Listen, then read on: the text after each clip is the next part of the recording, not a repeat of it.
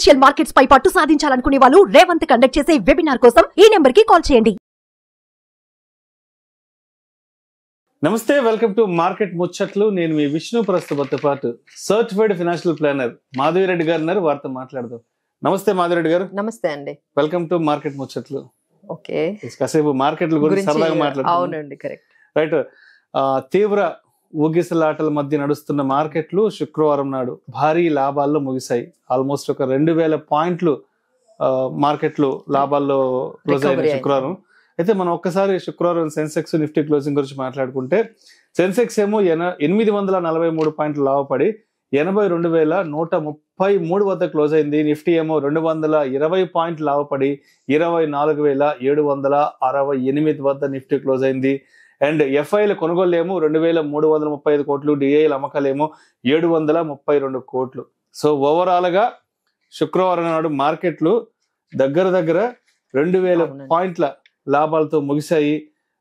So అంటే morning session వరకు 1207 పాయింట్ల నష్టం నుంచి మధ్యాహ్నం సాయంత్రం వరకు 843 పాయింట్లతో ఓవరాల్ గా 2000 పాయింట్లకు మార్కెట్ రీచ్ అవ్వడం జరిగింది.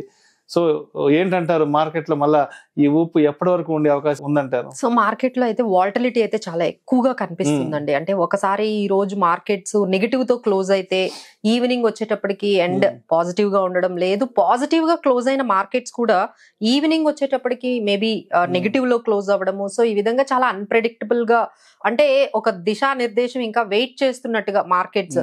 ఇక ఇన్వెస్టర్స్ కూడా వెయిట్ అండ్ వాచ్, చూద్దాము ఏంటి ఈ మార్కెట్స్ అసలు స్టెబిలైజ్ అవ్వడం లేదు, ఒక పాజిటివిటీలోకి ఒక జోన్ లోకి రావడం లేదు. ఈ 24,500 ఈ పాయింట్ నిఫ్టీ చాలా రోజుల నుంచి అక్కడే స్టక్ అయి ఉందండి. సో అక్కడే ఒక 200 పాయింట్లు అటు, 200 పాయింట్లు ఇటు, ఇలానే మార్కెట్స్ అనేవి వెళ్తున్నాయి. So everyone is waiting some kind of direction. Market కు ఒక డైరెక్షన్ వస్తే ఎంటర్ అవుదాము అనుకునే వాళ్ళ వల్ల కూడా మార్కెట్స్ కొంచెం ఇక్కడ కన్సాలిడేషన్ అనేది చాలా లాంగ్ అయిపోయింది. ఇక్కడ ఎక్కువ కన్సాలిడేషన్ అయిపోతోంది. సో ఇప్పుడు మనం చూసుకున్నట్లయితే 24,200 నిన్న మనం చూసుకున్నప్పుడు ఎప్పుడైతే మార్కెట్స్ 24,250 200 రాగానే ఇమ్మీడియట్ సపోర్ట్ అనేది అక్కడ మనకు కనిపించిందండి. సో ఆ తర్వాత మళ్ళీ 24,750 24,850 తర్వాత 25,000 అనేవి మనకి రెసిస్టెన్స్ లెవెల్స్ గా తీసుకుంటే, మనకి సపోర్ట్ లెవెల్స్ అయితే 24,000 24,200 దగ్గర అయితే స్ట్రాంగ్ గా ఉన్నట్టుగా మనకి ఫ్రైడే మార్కెట్స్ చూస్తే అయితే మనం ఒక సపోర్ట్ లెవెల్స్ అయితే మనకి కనిపించాయండి. సో అదేవిధంగా ఇప్పుడు ఎఫ్ఐల కొనుగోలు, డిఐల అమ్మకాలు ఏంటి, మళ్ళీ ఈ సినారియోని మనం ఏ విధంగా ఎప్పుడు కొంచెం ఆపోజిట్ గానే కనిపిస్తున్నాయండి ఈ మధ్య. సో అంటే ఇక్కడ ఎఫ్ఐఐస్ అయితే అంత సెల్లింగ్ కాకపోయినా బట్ సెల్లింగ్ లోనే ఉన్నారండి. దే కంప్లీట్లీ ఎఫ్ఐఐస్ పాజిటివ్ గా టర్న్ అయినట్టుగా అయితే మనకి ఇంకా కనిపించడం లేదు. సో మేబీ ఇప్పుడంతా కూడా వెకేషన్ అది ఉంటుంది. మేబీ ఈ డిసెంబర్ అంతా కూడా ఎఫ్ఐఐస్ పార్టిసిపేషన్ మనం అంతగా ఎక్స్పెక్ట్ చెయ్యలేము. So we are expecting only from the support of retailer support మీదే మనకి ఈ మార్కెట్ అట్లీస్ట్ ఈ జనవరి వరకు ఈ ఎఫ్ఐఐస్ సపోర్ట్ అనేది కొంచెం తక్కువగా ఉండొచ్చు. సో డిఐఎస్ సపోర్ట్ అయితేనే మనం ఎక్స్పెక్ట్ చేయగలము. సో డిఐఎస్ సపోర్ట్ ఒకవైపు చూసుకున్నట్లయితే లాస్ట్ వీక్ అంతా కూడా 3 ఐపీఓస్ మనకి క్లోజ్ అయ్యండి. చాలా పెద్ద ఐపీఓసే. విశాల్ మెగా మార్ట్ కానీ, సైన్స్ లైఫ్ కానీ, లేకపోతే మనకి ఈ మోబివిక్, ఈ కంపెనీస్ లో అంటే వాళ్ళు దాదాపుగా, అంటే ఇప్పుడు మోబివిక్ ఎగ్జాంపుల్ తీసుకుంటే వాళ్ళు జస్ట్ ఒక 572 crores కి మాత్రమే వస్తే 40,000 కోట్లు అక్కడ మార్కెట్స్ లో స్టక్ అయిపోయాయండి. ఎందుకంటే 120 times సబ్స్క్రైబ్ అయింది. సో అక్కడ మార్కెట్ అక్కడ కొంత అమౌంట్ లిక్విడిటీ అవ్వడం, అలానే విశాల్ మెగామార్ట్ కూడా 8,000 ఐపీఓకి వస్తే 1.6 lakh crore అక్కడ స్టక్ అయింది. సో ఆల్మోస్ట్ వాళ్ళు 78 రూపీస్ కి వచ్చారు.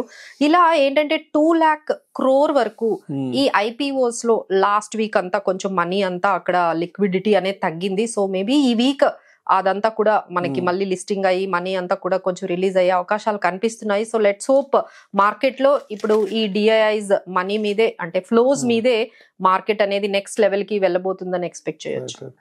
అదేవిధంగా నిఫ్టీకి సంబంధించి కూడా ఒక ఎక్స్పెక్టేషన్ రావడం జరిగింది. జెఫ్రీస్ ఎస్టిమేషన్ 2025 నాటికి 26,600 మార్క్ కి చేరొచ్చు అంటూ కూడా కొన్ని ఎక్స్పెక్టేషన్స్ నడుస్తున్నాయి. సో జెఫ్రీస్ నుంచి సో ఏంటంటారు అసలు? సో 26,000 అనేది మనకేం కొత్త కాదండి. మార్కెట్స్ మన ఆల్ టైమ్ హై చూసుకుంటే 26,277. సో 26,000 నిఫ్టీ అనేది ఏమీ పెద్ద అచీవబుల్ అనేది ఏమీ లేదు. So we can achieve it. But మనకు కొన్ని హికప్స్ అయితే ఉన్నాయండి మార్కెట్ లో. ఇప్పుడు నెగటివ్స్ చూసుకున్నట్లయితే ఒకవైపు లాస్ట్ క్వార్టర్ ఏదైతే ఉందో ఆ క్వార్టర్ లో జీడిపి అనేది కొంచెం నెగటివ్ గా రావడం అనేది చాలా సర్ప్రైజింగ్. అంటే బిలో 6%. జీడిపి మనము 6.7% ఇలా అనుకుంటే అది బిలో 6% నెగటివ్ గా మనకి జీడిపి అనేది. సో అట్లీస్ట్ అంటే మన నిర్మలా సీతారామన్ గారు కూడా చెప్పారు ఈ నెక్స్ట్ క్వార్టర్ మనకి మంచి జీడిపి క్వార్టర్లీ రిజల్ట్స్ రాబోతున్నాయి. So no need to worry. Third quarterly results అయితే జీడిపి బాగుంటాయి అనేది తను ఒక పాజిటివ్ అనేది మార్కెట్ లోకి చెప్పారు. So for that we need to wait till February. అప్పుడు కానీ మనకి జీడిపి అనేది పాజిటివ్ లోకి వస్తుందా ట్రాక్ లోకి వస్తుందా అనేది తెలుస్తుంది. తర్వాత అందరూ ఎక్స్పెక్ట్ చేసినట్టుగా ఆర్బీఐ రెపో రేటు తగ్గించలేదు. సో మార్కెట్ అది కూడా చాలా వరకు కొంచెం హోల్డ్ ఎందుకు చేసిందంటే మిగతా మార్కెట్స్ అంటే యూరోపియన్ మార్కెట్ గానీ రీసెంట్ గా స్విస్ మార్కెట్స్ కూడా అందరూ రేట్స్ తగ్గించారండి. ఎందుకంటే ఇన్ఫ్లేషన్ అనేది కొంచెం కంట్రోల్ అయింది. మన దగ్గర కూడా నిన్న ఇన్ఫ్లేషన్ ఫిగర్ వచ్చింది. అక్కడ కూడా కొంచెం పాజిటివిటీగా కొంచెం ఇన్ఫ్లేషన్ అనేది కంట్రోల్ అయినట్టుగానే మన ఆర్బీఐ నుంచి కూడా మనకి ఇన్ఫ్లేషన్ కంట్రోల్ అనేది అంటే తగ్గింది అనే ఇండికేషన్ వచ్చింది. So now everything is set అండి. సో మేబీ ఫిబ్రవరిలో ఇప్పుడు మనకు కొత్తగా ఆర్బీఐ గవర్నర్ కూడా వచ్చారు, సంజయ్ మల్హోత్రా గారు వచ్చారు. సో ఆయన ఎలా తీసుకుంటారు డెసిషన్ వీళ్ళందరూ కలిపి అనేది ఇప్పుడు 11th డిసెంబర్ నుంచి ఆయన ఎఫెక్టివ్ గా వచ్చారు. సో నెక్స్ట్ 3 years ఆయనే సంజయ్ మల్హోత్రా గారు ఆర్బీఐ గవర్నర్ గా ఉండబోతున్నారు. సో ఆయన వచ్చిన తర్వాత ఈ ఫిబ్రవరిలో పాజిటివ్ గా అట్లీస్ట్ ఒక రెపో రేట్ అనేది కొంచెం 6.5% అనేది ఆల్మోస్ట్ 2 years నుంచి ఉందండి. So markets are waiting that they will cut some at least 25 basis points అయినా కట్ చేస్తారు అనుకున్నారు కానీ లాస్ట్ మనకి రివ్యూలో కట్ చేయలేదు. సో ఈసారి ఫిబ్రవరిలో. సో ఇవన్నీ కూడా there are certain expectations.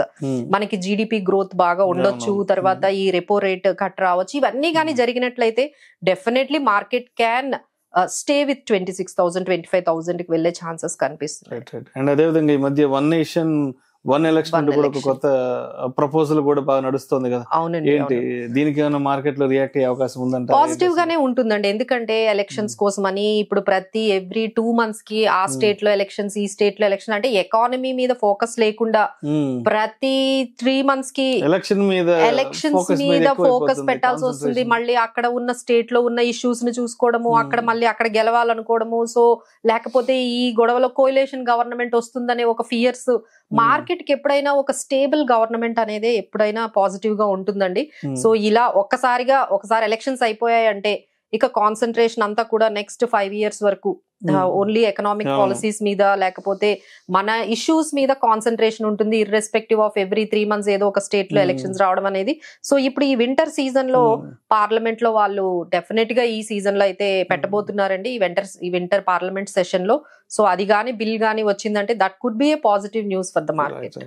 And ఒక్కసారి మనం స్టాక్స్ గురించి సెక్టార్స్ గురించి మాట్లాడదాం. ఇప్పుడు 2024 ఇయర్ ఎండింగ్ లో ఉన్నాం. సో డిసెంబర్ జనవరి అంటే కూడా కంప్లీట్ అంతా వెకేషన్ మోడ్ లో ఉంటారు కాబట్టి, సో వెకేషన్ మోడ్ అనగానే మనకి ఫస్ట్ గుర్తొచ్చేది tourism sector, hotels and tourism కాబట్టి.